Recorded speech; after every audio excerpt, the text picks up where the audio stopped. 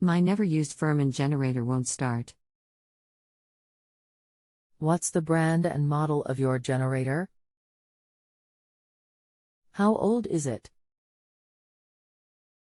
Firman LO3391. How long has this been going on with your generator? What have you tried so far?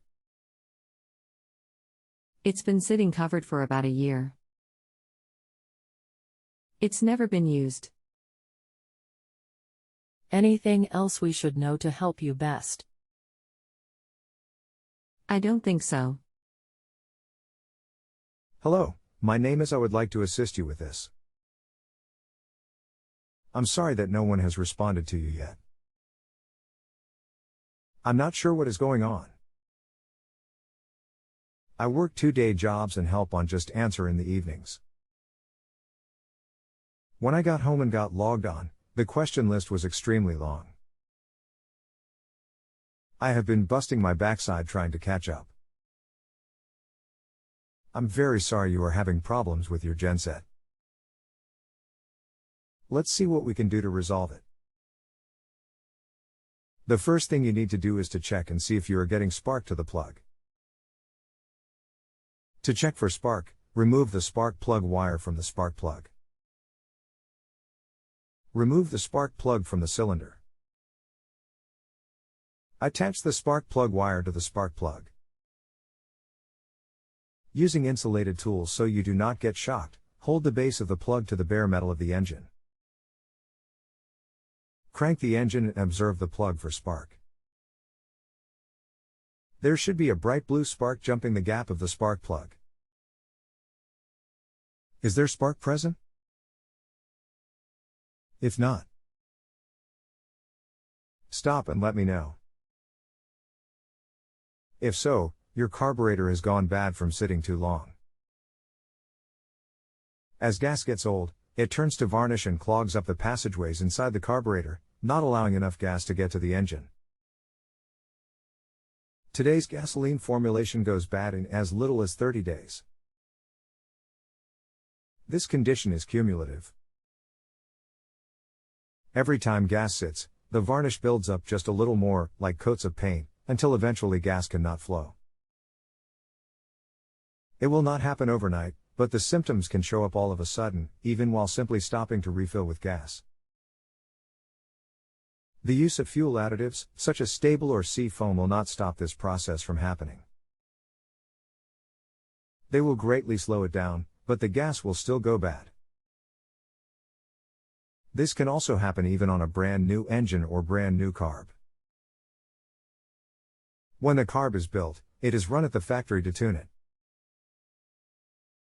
After tuning, they do not always get properly cleaned, or may not have enough/any preservative injected. Believe it or not, this is actually fairly common.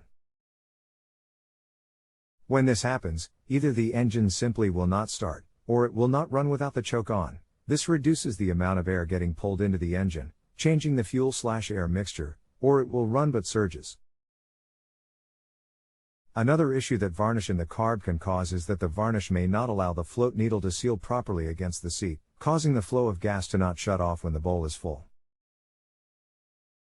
The result will be gas overflowing the carb and running into the cylinder, and possibly out the air intake. If the gas gets into the cylinder, it will seep past the rings and down into the crankcase.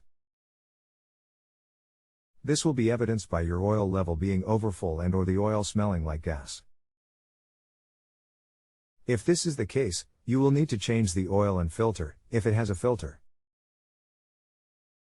Varnish can also cause the float needle to stick shut, and not allow any gas to flow from the carb bowl into the engine.